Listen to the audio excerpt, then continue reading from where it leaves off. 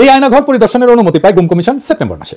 3 October আমরা জানতে পারি অনেক আলামত মুছে ফেলা হয়েছে, ভেঙে ফেলা হয়েছে দেওয়াল, রং করা হয়েছে নতুন কইরা। দেওয়ালে বন্দীরা অনেক কিছু লিখে রাখছিল, আমরা কিছু কিছু দেখতে পাইছি, এখনো আছে। তাদের কষ্টের কথা, তাদের যন্ত্রণার কথা লিখে রাখছিল, সেটা মুছে দেওয়া হয়েছে। জানুয়ারি মাসের 19 তারিখ সিদ্ধান্ত হয় প্রধান উপদেষ্টা যাবেন পরিদর্শন আয়নাঘরে। তারিখ ঠিক হয়েছিল 3 ফেব্রুয়ারিতে পরিদর্শন হবে, কিন্তু সেটা স্থগিত হয়। 5 ফেব্রুয়ারিতে নেত্র নিউজে জানায় আর্মির চাপে পরিদর্শন হচ্ছে না। সংবাদে ছাপা ওয়াকারুজ্জামান বহু আকাঙ্ক্ষিত এই শক্ত গুরুত্বপূর্ণ কাজটা করতে প্রধান উপদেষ্টাকে বাধা দিছে। এখনো সে গুম খুন নির্যাতনকারী ডাকাত প্রকৃতির দুর্বৃত্ত সেনা কর্মকর্তাদের পক্ষ নিয়ে প্রফেসর ইউনূসের সরকারের উপর নানা ধরনের বেআইনি এবং অন্যায্য অন্যায় চাপ সৃষ্টি করে যাচ্ছে এবং ভয়ভীতি দেখাচ্ছে। আপনারা যারা আয়নাঘরটা দেখেছেন, আমার আয়নাঘর সম্বন্ধে ধারণা কিছুটা ছিল আপনাদের মতোই। যেহেতু হাসিন স্যার যখন প্রথম নেত্র নিউজে জিনিসটা বলেছিল, আমার ধারণা ছিল। তারপরে আমি এটা জানতাম যে অ্যাকচুয়ালি আয়নাঘরের এগুলো এই গোয়েন্দা সংস্থারা 6 মাসের মতো সময় পেয়েছে এগুলো সব ঢেকে ঢুকে ফেলার। আপনারা অ্যাকচুয়ালি আয়নাঘর এখন যেটা দেখেছেন সেটা হচ্ছে 6 মাস এটার মধ্যে বিভিন্ন কারিগরি করে, বিভিন্ন জায়গায় ভেঙে ফেলে, বিভিন্ন জায়গায় নতুনভাবে প্লাস্টার করে, বিভিন্ন জায়গা ক্লিন করার পরে আপনারা দেখেছেন। এতেই আপনারা কত মন খারাপ করেছেন। অর্থাৎ অরিজিনাল আয়নাঘরটা থাকলে হয়তোবা আমরা আরো স্ক্যার্ড হতাম। অ্যাকচুয়ালি আমি নিজে আমার ওয়ালে একটা হাদিস শেয়ার করেছি। আমি নিজে অ্যাকচুয়ালি ভয় পেয়ে গেছি যে আসলে কিন্তু আমরা সবাই যারা সেনাবাহিনীতে ছিলাম তারা সবাই জালিমদের একজন ছিলাম। সেই ইয়েটা দেখে নিয়েন, হাদিসটা দেখে নিয়েন। আমাদের প্রধান উপদেষ্টার সাথে যারা এলন মাস্কের কথাবার্তা হয়েছে। এলন মাস্ক এখন পৃথিবীর সবচেয়ে ধনী মানুষ শুধু নন, তিনি আমেরিকার ট্রাম্প প্রশাসনের অতি প্রভাবশালী একজন মানুষ। আমরা জানি একটা ডিপার্টমেন্ট তৈরি হয়েছে ডজ নামে, DOGE, department of government expenditure. মানে উনি যেটা করছেন সেটা হলো ট্রাম্পের হয়ে তিনি এই ডিপার্টমেন্টে এসে আমেরিকান সরকারের ফেডারেল যে ব্যয় আছে, বাজেট আছে এবং তাদের ভাষায় প্রচুর অপচয় আছে, সেগুলো ঠেকানোর জন্য তিনি কাজ করছেন। বাংলায় একটা কথা আছে, জয়কালে ক্ষয় নাই, আবার ক্ষয়কালে রক্ষা নাই। 5 ফেব্রুয়ারির পরে হঠাৎ করেই ডক্টর ইউনূসের যে শনি ছিল এটা বৃহস্পতি চলে গেছে, মঙ্গল সামনে চলে আসছে। একের পর এক ঘটনা ঘটছে যেগুলা ওনার যে ইন্টারন্যাশনাল কানেক্টিভিটি সেটার পরিচয় দিচ্ছে। এই মুহূর্তে দুবাই অবস্থান করছে আমাদের প্রধান উপদেষ্টা। এর মাঝখানে ট্রাম্পের সাথে আমরা ধরে নিয়েছিলাম বা আওয়ামী লীগও ধরে নিয়েছিল তৎকালীন সময় শেখ হাসিনার ফোন কলগুলো নিশ্চয় আমাদের খেয়াল আছে।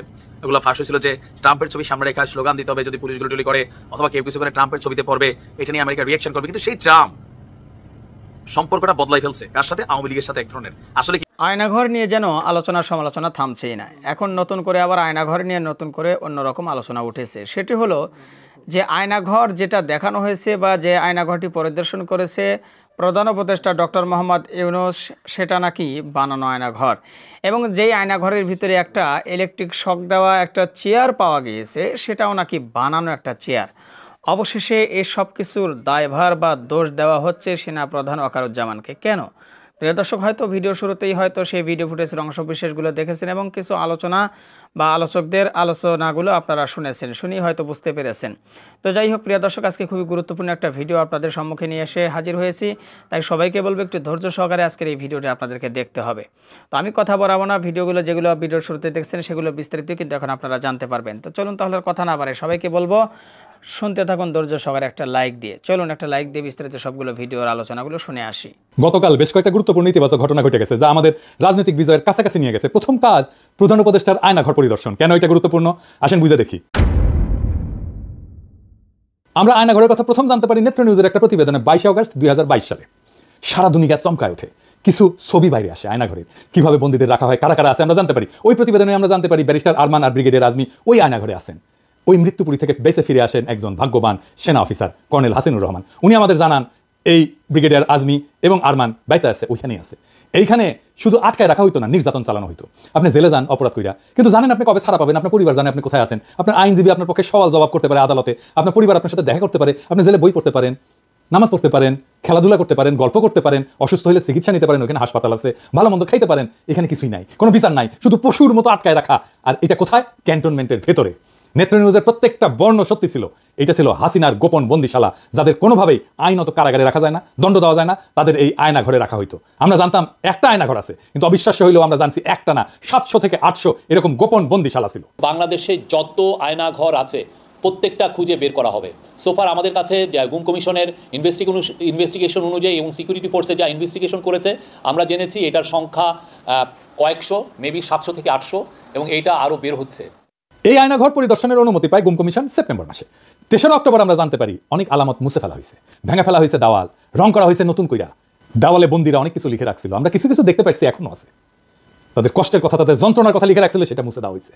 জানুয়ারি মাসের 19 তারিখ সিদ্ধান্ত হয় প্রধান উপদেষ্টা যাবেন পরিদর্শন আয়না করে। তারিখ ঠিক হয়েছিল 3রা ফেব্রুয়ারিতে পরিদর্শন হবে, কিন্তু সেটা স্থগিত হয়। 5ই ফেব্রুয়ারিতে নেত্র নিউজই জানায় আর্মির চাপে এই পরিদর্শন হচ্ছে না। সংবাদে ছাপা ওয়াকারুজ্জামান বহু আকাঙ্ক্ষিত এই শক্ত গুরুত্বপূর্ণ কাজটা করতে প্রধান উপদেষ্টাকে বাধা দিছে। এখনো সে গুম খুন নির্যাতনকারী ডাকাত প্রকৃতির দুর্বৃত্ত সেনা কর্মকর্তাদের পক্ষ নিয়ে প্রফেসর ইউনূসের সরকারের উপর নানা ধরনের বেআইনি এবং অন্যায্য অন্যায় চাপ সৃষ্টি করে যাচ্ছে এবং ভয়ভীতি দেখাচ্ছে। আয়নাঘরের বন্দি আজমি সাহেবকে ডেকে নিয়ে গেছিল ওয়াকার সাহেব, বলছিল স্যার এটা নিয়ে কথা বললেন না, আর্মির বদনাম হবে, আপনার কি দরকার স্যার আপনি বলেন। তারপর একটা কাজ করা হয়েছিল, জাতিসংঘের সাপোর্ট আনা হয়েছিল, আর্মি চিফ যেন স্টাফ অনুভব করে। সেনাপ্রধানের সাথেও দেখা করছিল, কাম হয় না। টিএফআই যে আয়নাঘর ছিল ওইখানে প্রসিকিউশন টিম ভিজিট করতে গেছিল কিছুদিন আগে। যেদিন যায় সেদিন সেখানে একটা বালতিতে 5টা তাজা শক্তিশালী টাইম বোমা রাখা ছিল। প্রসিকিউশন টিমের একজনের চোখে ভাগ্যক্রমে বাড়ায় থাকা একটা তার চোখে পড়ে, তাই কোনো দুর্ঘটনা ঘটার আগেই সেই বোমাগুলোকে নিষ্ক্রিয় করা হয়। এতই শক্তিশালী ছিল সেই বোমা যে পুরো বিল্ডিং উড়ে যেত। আল্লাহর কি কাম, হাসিনার বক্তিমা মারার ইচ্ছা হইল, পাবলিকে গেল খেইপা। 5ই ফেব্রুয়ারিতে 32 নম্বরে চালানো হইল বুলডোজার, চুরমার করে দেওয়া হইল 32 নম্বর আওয়ামী লীগের তীর্থভূমি। আমি বলছিলাম এখন প্রধান উপদেষ্টাকে আয়নাঘর পরিদর্শন করতে হবে। 6 তারিখে সিদ্ধান্ত হইল তিনি যাবেন, সেটা বাস্তবায়ন হইল। তাহলে বুঝতে পারছেন 5ই ফেব্রুয়ারিতে 32 নম্বরে বুলডোজার চালানো কত বড় রাজনৈতিক বিজয় ছিল। ওয়াকারুজ্জামান পিছায় গেছিল, সে বাধ্য হয়েছে জনতার চাপে পিছু হটতে। এইখানে আমি আলাপ তুলছে আল জাজিরার এক একটা ইউনিট আলাদা আলাদা, তাই আল জাজিরার তানভীর আছে, কিন্তু সামির ইউনিটকেও ডাকা হয় নাই। এটা একটা অপরাধ হয়েছে, অন্যায় হয়ে গেছে, মহা অপরাধ হয়েছে। আর কি মায়ের ডাকে তুলিকে ডাকা হয় নাই, এটাও অন্যায় হয়েছে। এর জন্য নাকি দায়ী আদিলুর রহমান শুভ্রা, রেজওয়ানা হাসান। তুলি হইতেছে দুধ ভাত, আল জাজিরা দুইজনকে কেন ডাকা হয়নি, এটাই আসলে আসল ইস্যু। আচ্ছা এবার আপনারা বলেন আয়নাঘর নিয়ে আওয়ামী লীগেরা কি বলতেছে? বলতেছে কেন 6 মাস লাগলো ভিজিট করতে, বলতেছে না এটাই সময় বানানো হয়েছে, বলতেছে না রং কেন নতুন, এটা বলতেছে না এটা নাটক, বলতেছে না। এখন বলেন এটা কোথায়? ক্যান্টনমেন্টে তো। কারা বাধা দিচ্ছে ভিজিটে? সেনাপ্রধান তো, তাই না? নেত্র নিউজে বলছে তো। আর জেনারেলরা বাধা দিচ্ছে, আলামত নষ্ট করছে ডিজিএফআই কারা থাকে? সেনা অফিসাররা থাকে, তার আন্ডারেই তো ছিল। তাহলে আজকের আলাপ কি হওয়া উচিত? আজকের আলাপ হওয়া উচিত ছিল সেনা প্রধানের অপসারণ, ঠিক কিনা বলেন? অন্তত সেনা প্রধানকে জবাবদিহি করতে বাধ্য করা। কিন্তু স্বামী আলাপ নিয়ে গেল কোথায়? আদিলুর রহমান আর রেজওয়ানা হাসানের পদত্যাগ। কোন জিনিসটা পলিটিক্যালি গুরুত্বপূর্ণ? ওয়াকারের সমালোচনা নাকি এই দুই উপদেষ্টার সমালোচনা, এমনকি পদত্যাগ দাবি করা? দুই উপদেষ্টা যদি আল জাজিরার আরেকটা ইউনিটকে না ডেকে থাকে তাহলে তো খুব ঠিক কাজ করছে। আপনারাই বলেন আর একজনকে নেওয়ার যদি স্পেস থাকতো, আরেকটা সাংবাদিককে, আরেকটা সংবাদ মাধ্যমকে, তাহলে আল জাজিরার আরেকটা ইউনিটকে না ডেকা এএফপিকে ডাকা উচিত ছিল না? এই এএফপির ইন্টারনেট কানেকশন ইউজ করে ইন্টারনেট ছাড়া অবরুদ্ধ বাংলাদেশে গণহত্যার খবর সবাইকে জানাতে পারছে দেশের বাইরে সবাই। এএফপির কি ভূমিকা ছিল ফ্যাসি বিরোধী লড়াই, সেটা সবাই জানে। তাহলে কার হক বেশি, এএফপির নাকি আল জাজিরা, যাদের একজন আছে তারপর আরেকজনকে নিতে হবে? ন্যায্য বলে তো একটা বিষয় আছে। তুলিকে না হয় না, কারণ আগে সিদ্ধান্ত ছিল ভিকটিমকে না হবে, ভিকটিমের ফ্যামিলি না। ভিকটিমের ফ্যামিলি না হলে তুলির নামে 1 নম্বরে থাকতো। কিন্তু তুলি তো স্বামীর ইস্যু না, তুলির কথা আনছে তার নিজের দাবিটাকে এস্টাবলিশ করার জন্য। তুলি সম্পর্কে বলি, তুলি মায়ের ডাক সংগঠনকে নিয়ে এক অভাবনীয় প্রতিরোধ গড়ে তুলছিল হাসিনা রেজিমের বিরুদ্ধে। সেটা বাংলাদেশের ফ্যাসি বিরোধী লড়াইয়ের ইতিহাসে স্বর্ণাক্ষরে লেখা থাকবে। আমি তুলিকে প্রধান উপদেষ্টা বিশেষ সহকারী করার কথা বলছিলাম সেই অগাস্ট মাসে, আমার সেই প্রস্তাব এখনো আছে। তুলিকে বিশেষ সহকারী করতে হবে প্রফেসর ইউনূসের, তবে ইমিডিয়েটলি তুলিকে আইন মন্ত্রণালয়ের অধীনে যে হিউম্যান রাইটস কমিশন আছে তার কমিশনার নিয়োগ দেওয়া হোক। এটা ইমিডিয়েটলি 1 সপ্তাহের মধ্যে করা হোক। তুলিকে আমাদের দ্রুত কাজে লাগাইতে হবে, সে আমাদের সম্পদ এবং আমরা সবাই তুলিকে ভালোবাসি। আমি প্রয়োজনে প্রফেসর ইউনূসের সাথে কথা বলবো তুলিকে বিশেষ সহকারী করার জন্য, তবে হিউম্যান রাইটস কমিশনের কমিশনার হিসেবে কিছুদিন অভিজ্ঞতা সঞ্চয়ের পরে তাকে যেন বিশেষ সহকারী করা হয়। এবার আসেন একটা গুরুত্বপূর্ণ বিষয় নিয়ে আলাপ করি। জাতিসংঘের ফ্যাক্ট ফাইন্ডিং কমিশন 1 জুলাই থেকে 15 আগস্ট পর্যন্ত যা যা ঘটছে তার একটা রিপোর্ট করছে। সেখানে তারা বলছে হাসিনা সরকার গুরুতর মানবাধিকার লঙ্ঘন করছে, এটা হাসিনার নির্দেশেই হয়েছে। এমনকি হাসিনা আন্দোলনের সংগঠক এবং সমন্বয়কদের হত্যা করে তাদের লাশ গুম করে ফেলার নির্দেশ দিচ্ছিল বলে জানাইছে জাতিসংঘ। তবে এই রিপোর্টের 7 নম্বর পয়েন্টটা খুব গুরুত্বপূর্ণ। ইংরেজি যেহেতু কইছে তাহলে ঠিকই কইছে, কিন্তু আমি বাংলা করে কইতেছি। কইছে সেনাবাহিনীর দ্বৈত ভূমিকা। সেনাবাহিনী দ্বৈত ভূমিকা পালন করেছে। প্রথমে রাষ্ট্রীয় দমন পীড়নের অন্যতম প্রধান শক্তি হিসেবে, তারপরে শেখ হাসিনার শাসনের অবসান ঘটায় ক্ষমতার পরিবর্তন ঘটানোর ক্ষেত্রে গুরুত্বপূর্ণ ভূমিকা রাখে। 2024 সালের 20 জুলাই সেনাবাহিনী মোতায়েন করা হয়, যারা পুলিশ, র্যাব, বিজিবির সঙ্গে মিলে সহিংস দমন পীড়ন চালায়। সেনারা বিক্ষোভকারীদের উপর সরাসরি গুলি চালায়, আমরা ভিডিও দেখছি, যার ফলে বিচার বহির্ভূত হত্যাকাণ্ড ঘটে এবং গণগ্রেপ্তার অভিযানে চালানোর জন্য একটা আড়াল সৃষ্টি করে পুলিশ বাহিনীকে। প্রাক্তন সিনিয়র কর্মকর্তাদের সাক্ষ্য অনুযায়ী সেনাবাহিনী হত্যাকাণ্ড সম্পর্কে অবগত ছিল এবং এটা প্রতিরোধের কোনো পদক্ষেপ নেয়নি। ফরেন্সিক পরীক্ষায় দেখা গেছে বিক্ষোভের সময় নিহতদের 66% সেনাবাহিনী গ্রেডের রাইফেলের গুলিতে মারা গেছে, যা শুধুমাত্র সেনাবাহিনী, র্যাব এবং বিজেপির জন্য বরাদ্দ ছিল। নিরস্ত বিক্ষোভকারীদের উপর আর্মার পিয়ার্সিং গুলি, মানে বর্ম পড়া থাকলেও যেটা ফুটা করে ঢুকে যাবে, এরকম গুলি ব্যবহারের প্রমাণ পাওয়া গেছে, যা পুলিশের বা সাধারণ নাগরিকদের কাছে থাকার কথা না। ফরেন্সিক এবং ব্যালিস্টিক বিশ্লেষণে নিশ্চিত করছে যে নিহতদের শরীরে পাওয়া গুলির উৎস সেনাবাহিনীর অস্ত্রাগার। আগস্টের শুরুতে সেনাবাহিনীর অভ্যন্তরে অসন্তোষ বাড়তে থাকে, বিশেষ করে জুনিয়র অফিসারদের মধ্যে, যারা বেসামরিক নাগরিকদের উপর গুলি চালাতে অস্বীকৃতি জানায়। 5ই আগস্ট যখন লক্ষ লক্ষ বিক্ষোভকারী ঢাকার অভিমুখে যাত্রা করে, তখন সেনাবাহিনী এবং বিজিবি বাধা না দিয়ে সরে দাঁড়ায়। এর ফলে শেখ হাসিনাকে সশস্ত্র বাহিনীর একটা হেলিকপ্টারে করে ঢাকা থেকে সরায় নেওয়া হয়, যা কার্যত তার শাসনের অবসান ঘটায়। আয়নাঘর আর হাসিনার করা খুনে 66% মিলিটারি গ্রেডের অস্ত্র দিয়ে হওয়ার 2 ঘটনায় সেনাপ্রধান পড়ছে চাপে। এখন সেনাপ্রধানকে বাঁচাইতে আসছে, স্বামী আসছে বাঁচাইতে। সেনাপ্রধান আর ডিজিএফআই এখন একটা আড়াল দরকার ছিল, যার পিছনে সে লুকাইতে পারে। স্বামী একটা তুচ্ছ বিষয় নিয়ে সেনাপ্রধানের দায়কে আড়াল করে দিল। যেই সময় সবচেয়ে বেশি সমালোচনা হওয়া উচিত ছিল আয়নাঘর আর মিলিটারি গ্রেডের অস্ত্র দিয়ে গুলি করে বিক্ষোভকারীদের হত্যা করার সেনাপ্রধানের ভূমিকা নিয়ে, সেই সময় দাবি করা হচ্ছে আদিলুর রহমান শুভ্র আর রেজওয়ানা হাসানের পদত্যাগের। কারণ আল জাজিরা শুধু একটা ইউনিটকে ডাকা হয়েছে, 2টা ইউনিটকে কেন ডাকা হয় নাই? এই প্রসঙ্গে আমার একটা মজার একটা কৌতুক মনে পড়লো, স্বামী কিছু মনে করেন না। এক ছোট বাচ্চা শার্ট কিনবি, তো বাপে কইছে বাবা বাবা শার্ট কিনবো। তো বাপ কইছে যে বাবা আমি তো যাইতে পারবো না, তোমাকে টাকা দিলে তুমি কিনতে পারবা। হ্যাঁ কিনতে পারবো। 100 টাকা দিছে, বলছে দোকানদাররা কিন্তু খুব খারাপ, বুঝছাও, তুমি যে দাম চাইবে না তার অর্ধেক বলবা। তো বলছে আচ্ছা ঠিক আছে বলবো। দোকানে গেছে, শার্ট পছন্দ হয়েছে, দাম চাইছে, কত দাম? বলছে 100 টাকা দাম। তো বলছে 50 টাকায় দেবেন? তো বলছে আচ্ছা ঠিক আছে তুমি 50 টাকাই দাও। আমার আয়নাঘর সম্বন্ধে ধারণা কিছুটা ছিল আপনাদের মতোই, যেহেতু হাসিন স্যার যখন প্রথম নেত্র নিউজে জিনিসটা বলেছিল আমার ধারণা ছিল। তারপরে আমি এটা জানতাম যে অ্যাকচুয়ালি আয়নাঘরের এগুলো এই গোয়েন্দা সংস্থারা 6 মাসের মতো সময় পেয়েছে এগুলো সব ঢেকে ঢুকে ফেলার। আপনারা অ্যাকচুয়ালি আয়নাঘর এখন যেটা দেখেছেন সেটা হচ্ছে 6 মাস এটার মধ্যে বিভিন্ন কারিগরি করে বিভিন্ন জায়গায় ভেঙে ফেলে, বিভিন্ন জায়গায় নতুনভাবে প্লাস্টার করে, বিভিন্ন জায়গা ক্লিন করার পরে আপনারা দেখেছেন, এতেই আপনারা কত মন খারাপ করেছেন। অর্থাৎ অরিজিনাল আয়নাঘরটা থাকলে হয়তোবা আমরা আরো স্কেয়ার্ড হতাম। অ্যাকচুয়ালি আমি নিজে আমার ওয়ালে একটা হাদিস শেয়ার করেছি, আমি নিজে অ্যাকচুয়ালি ভয় পেয়ে গেছি যে আসলে কিন্তু আমরা সবাই যারা সেনাবাহিনীতে ছিলাম তারা সবাই জালিমদের একজন ছিলাম। সেই ইয়াটা দেখে নিয়েন, হাদিসটা দেখে নিয়েন, জালিমের সহযোগী না, সরাসরি জালিম ছিলাম। এটা আমাদের মধ্যে যদি উপলব্ধিটা হয়, বাট আমি নিজেই আয়নাঘরে এগুলো দেখে অ্যাকচুয়ালি ভয় পেয়েছি কিছুটা, যে আমাদের লোকজন, আমার সাথীওয়ালা ভাই যারা আমার সাথে একসাথে চাকরি করেছে, যারা ডিজিএফআইতে সিটিআইবিতে গিয়েছে বা র্যাবে গিয়েছে, তারা এই ধরনের কাজ করেছে। তারপরে জাতিসংঘের রিপোর্টটা নিয়ে কিন্তু আমি প্রথমেই বলেছিলাম যে জাতিসংঘ রিপোর্টটা যখন আসবে চোখের সামনে, তখন দুনিয়ার সামনে এই জিনিসটা ক্লিয়ার হয়ে যাবে। কারণ জাতিসংঘ মানে যারা ছিল তাদের মধ্যে রাজাকার নাই, জাতিসংঘের বাপদাদার মধ্যে রাজাকার নাই, তাদের ফ্যামিলির মধ্যে নাই, তারা হচ্ছে নিরপেক্ষ একটা সংস্থা। এখন আপনারা ক্লিয়ার যে এটা ক্লিয়ার করে দিয়েছে যে জাতিসংঘ রিপোর্টেতে বলা হয়েছে যে শেখ হাসিনা সরাসরি গুলি করার এবং সমন্বয়কারীদের নেতাদেরকে মেরে লাশ গুম করতে বলেছে।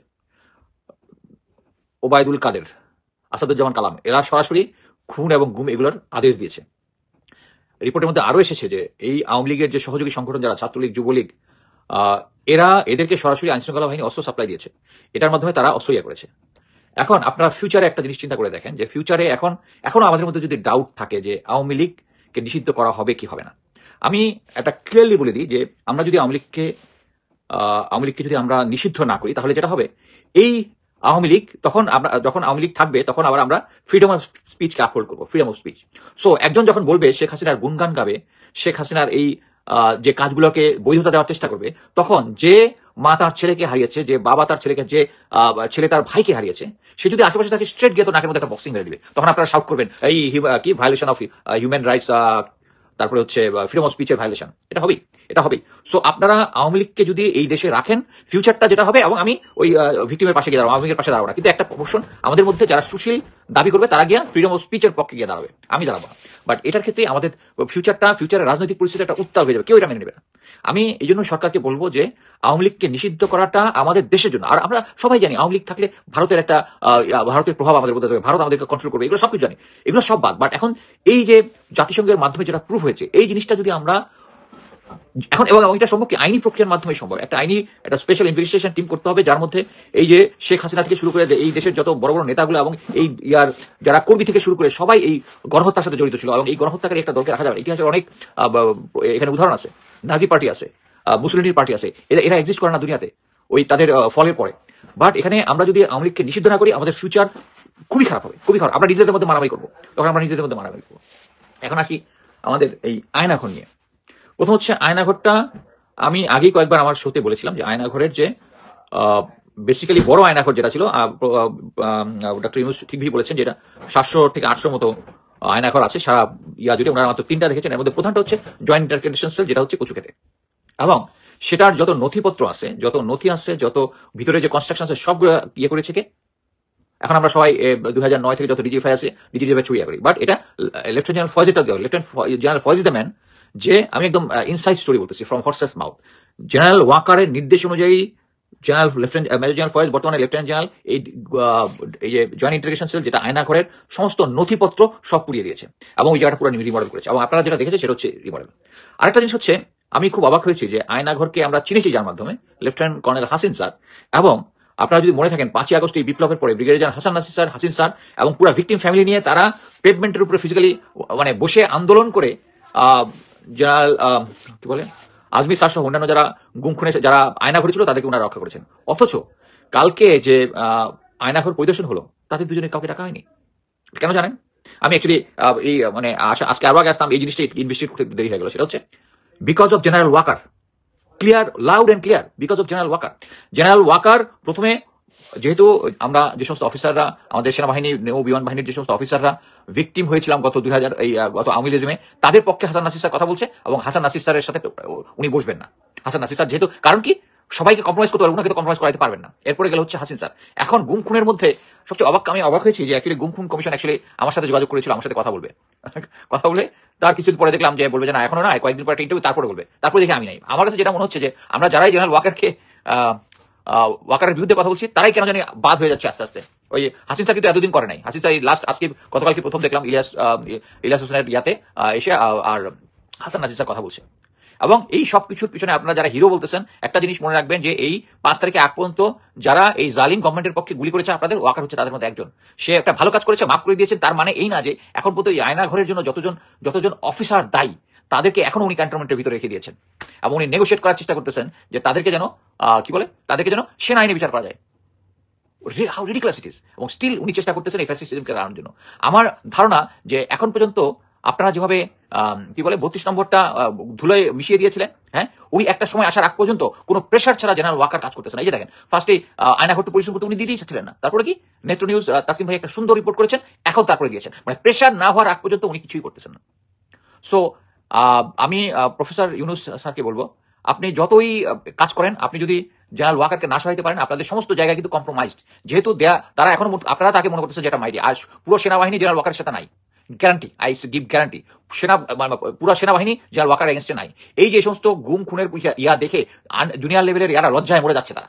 আমি আজকে কয়েকজন রিটায়ার্ড অফিসারের দিয়েছি যে দে আর অ্যাশেমড দ্যাট এই সেনাবাহিনীতে আমি চাকরি করেছি। দে আর অ্যাশেমড অফ, যারা সার্ভিং অফিসার আছে তারা এখন অ্যাশেমড তাদের সিনিয়র লিডারশিপের জন্য, এবং তাদের জন্যই আজকে সেনাবাহিনীর এই অবস্থা। সো আমি প্রফেসর ইউনুসকে বলবো, আপনি জেনারেল ওয়াকারকে সরান। আপনি বলতে পারেন যে এরপরে যে আসবে সেই হয়তো বা সেই আওয়ামী লীগ আমলের জেনারেল হবে, বাট তারপরে এটাতে একটা মেসেজ যাবে, জেনারেল ওয়াকারকে সরানোর পরে যে নেক্সট যে আসবে সে ঠিক মতো কাজ করবে, সে আপনি যেটা বলবেন আপনার ইয়ে করবে। এখন তো আপনার কোনো কন্ট্রোল নাই, সিম্পলি আপনার কোনো কন্ট্রোল নাই, আপনার গোয়েন্দা সংস্থাগুলোর উপর কোনো কন্ট্রোল নাই।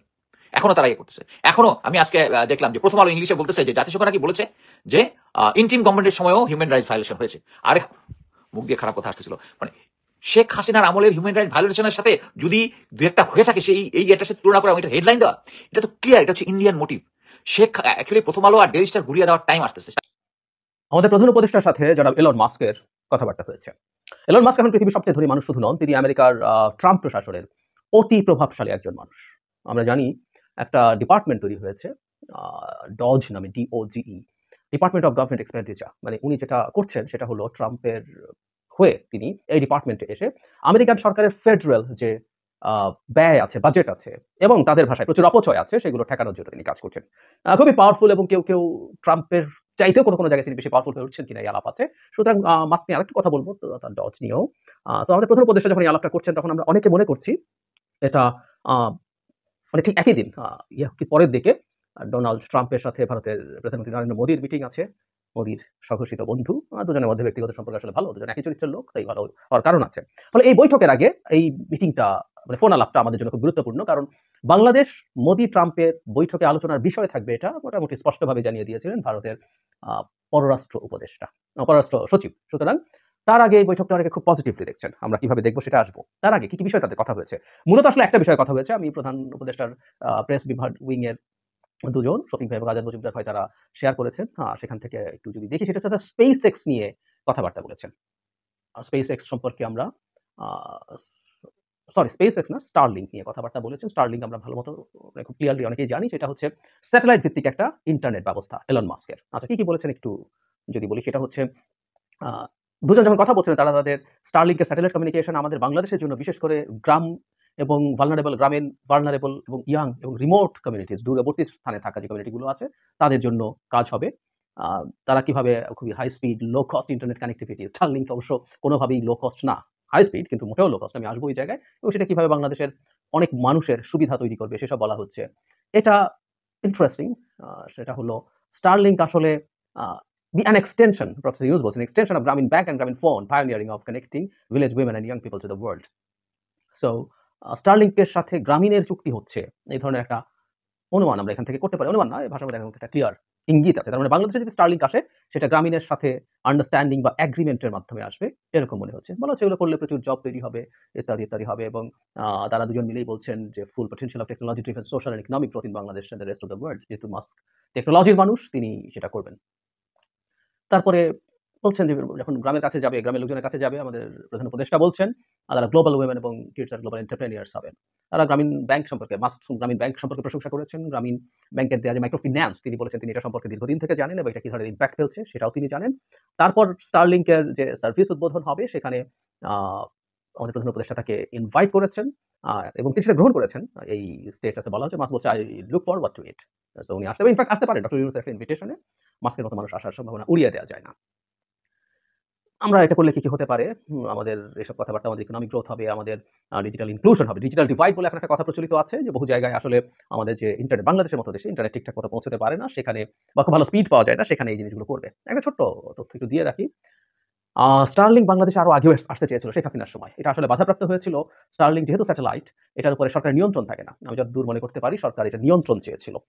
It's very expensive. এটা আসলে গ্রামের লোকজনের ডিজিটাল ডিভাইড দূর করতে পারবে বলে মনে হয় না। কারণ হচ্ছে এটা যে ডিভাইস কিনতে হয় যেটা আসলে স্যাটেলাইট থেকে এই ডেটাটা রিসিভ করবে, এটা ৭০-৭৫ হাজার টাকা দাম এবং প্রতি মাসে $১২০ মতো খরচ হয়। তো এখনকার টাকায় আপনারা হিসাব করতে পারছেন এটা ১৫,০০০ টাকায় গিয়ে ঠেকবে, প্রতি মাসে দিতে হবে।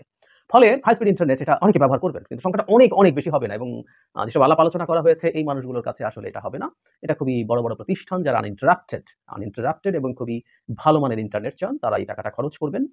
সেটা সম্ভাবনা আছে। যারা ইন্টারনেটের মানে গ্লোবাল অনেক ইস্যুর সাথে কানেক্টেড আছেন, ব্যবসায় যুক্ত আছেন তারা এই খরচটা করতে পারবেন এবং তাদের সামর্থ্য থাকতে হবে। সুতরাং আসলে এটা যে আলাপগুলো করা হচ্ছে এটা সেই জায়গায় ব্যবসা করবে না, ব্যবসা করবে। কিন্তু এখানে একটা গুরুত্বপূর্ণ প্রশ্ন আছে সেটা হলো নিয়ন্ত্রণ সরকার চাইবে কি চাইবে না। কারণ ডক্টর ইউনূস তো ভবিষ্যতের সব সরকার হবেন না। সব সরকার যদি না হয়ে থাকেন ভবিষ্যতের সরকার আসলে এই চুক্তি বল যেটা হবে সেটা মেনে চলবে কিনা, ইজ এ বিগ কোয়েশ্চেন। আর ভারতে আরেকটা আলোচনা হয়েছিল সেটা একটু যোগ করে রাখতে চাই। ভারতে স্টারলিংক যখন যেতে চেয়েছিল তখন ভারতের ইন্টারনেট সার্ভিস প্রোভাইডার্স যারা আছেন তারা একযোগে এটার বিরুদ্ধে খুব তীব্রভাবে প্রতিবাদ করেছিলেন। কারণ ওটা ভারতের ডোমেস্টিক ইন্টারনেট সার্ভিস প্রোভাইডার্স তাদের অনেকেরই ব্যবসায় খুব বড় ক্ষতি করবে সেটা ছিল আশঙ্কা। সো একই রকম ঘটনা বাংলাদেশে ঘটবে না সেটা বলা যায় না।